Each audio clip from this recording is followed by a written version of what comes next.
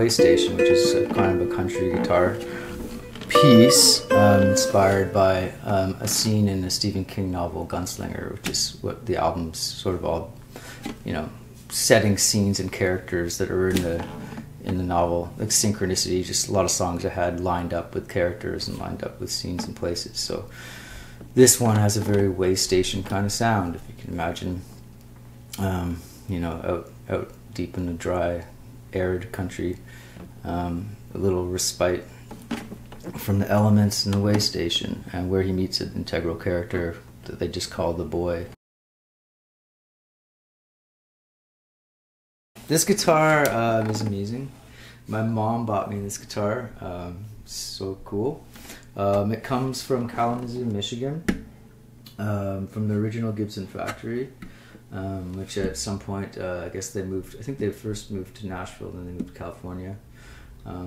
And some of the guys didn't want to go, so they stayed behind and started their own company, small company, and built these guitars, which are a lot like Gibson's, but you know, from a smaller company. And this is a carved top, which is, you know, the equivalent. I think it's the 175 model from Gibson is laminated top. I don't know if that, like, you know, people like carved tops.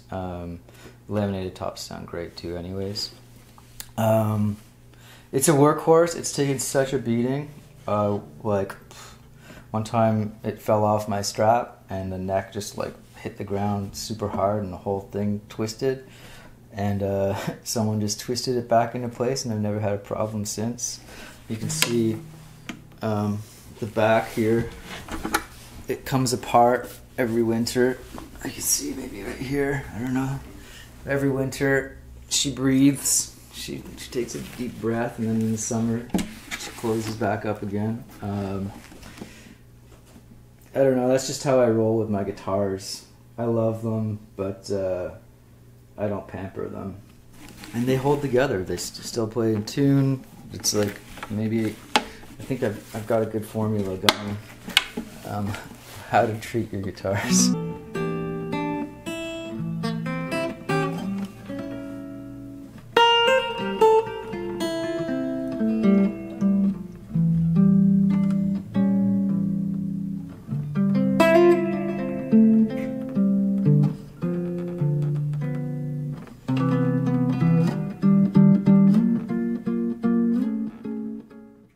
It's a Heritage. I think that they call it the 375.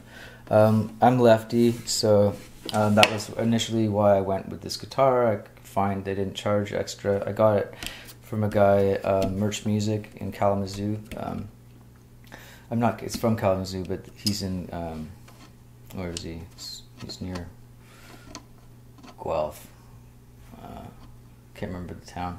But anyways, he called up the factory and basically told them, you know, within specs, like within a reason what I wanted, and they basically made it and then sent it over, and it didn't cost anything more than what you would get if you just found it in a store. So cool little company for sure. And I think this guitar is from I've probably had it for 20 years now. And it's a great jazz guitar, but also I play it with flat wounds. It's also great for country. To my chagrin when I first bought it, because I was snobby about country music, I've since learned that country guitar playing is really cool. It's a kind of fingerstyle thing. I don't use a pick.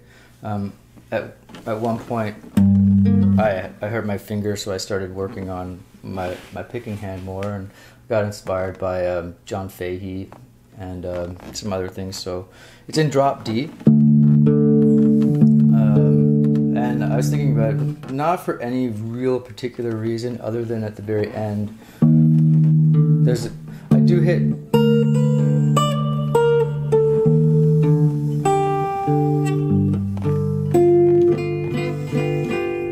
so yeah, it goes to the flat 6, flat 7, 1. The rest of it, like, I probably could just learn how to play in standard tuning, but I like having that little kind of end part. I guess I was probably just playing a lot in this tuning at the time that I wrote the song, so I just go with it. It employs like a lot of elements of like that kind of sound, the bluesy sound with the minor third to the major third, and I kind of use that motif through all the 1, 4, and 5 chords of the sequence. It's a blues. I'll play a little bit of it. Maybe I'll play the first half. So yeah.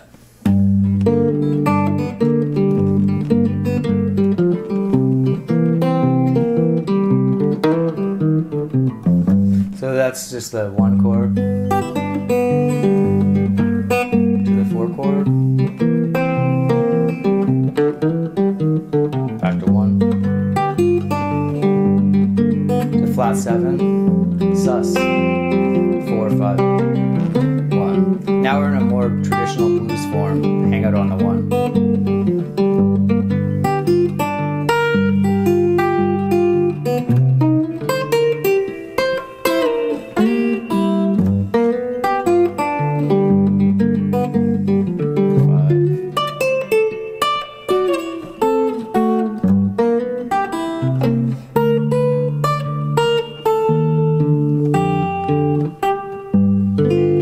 Short solo, so yeah, I'll walk you through a little bit more of it.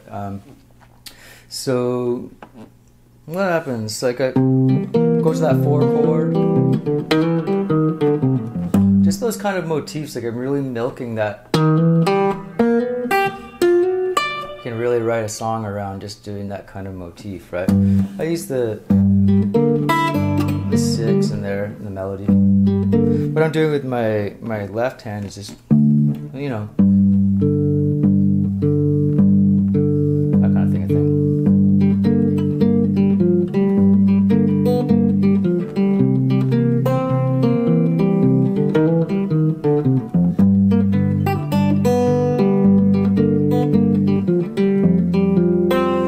think that chord, it's nice. It's almost like G7, like /F, you know, with a sus. Think of it as an F9 chord or something too. I don't know how, you know, that's one of those things where you just hear it and it works. Maybe it takes you into the C chord nicely. Maybe that's why I did it. So I do that little riff taking me back to the 1 chord. Now we're into this different cycle.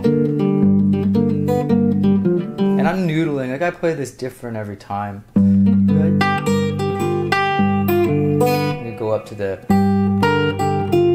almost like a pentatonic thing.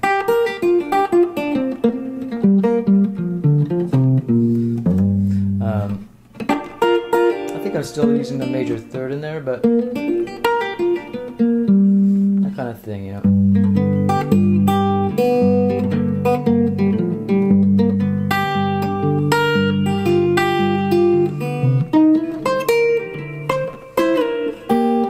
That's like the 4 chord. It's almost like that riff's kind of like a harmonized arpeggio, you know,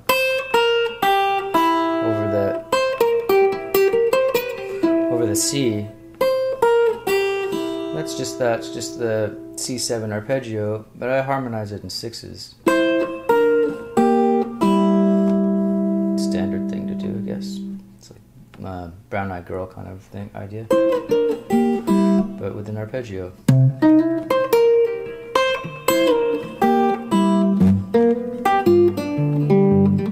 Here we go to 5 chord. Same idea, right? Same motif. It's in the 5 chord, so good. This part's cool. It goes like 1, 4, and then this little thing.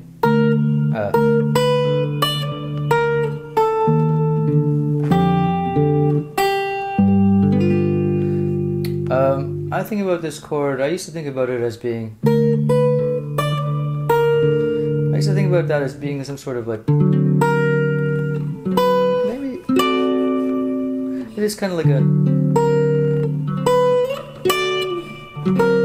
It's a D chord with the sharp 5, you know. But it goes into this. Goes into the natural 6. And then that chord is the E flat. So that's a flat. A lot of tension in there. And I'm playing the D, pedaling the D. Tons of tension, and then a bit of a resolution to the serious resolution. It's funny how you can get away with stuff like that. Just because I barely stay on it, right? You have that motif, boom, boom, boom, boom, boom. You know, it's kind of cool.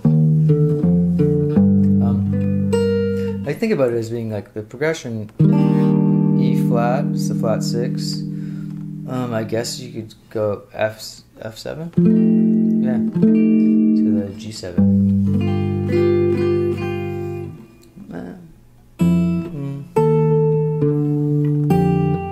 But it's almost more like a G7 over F. So yeah, that sequence is.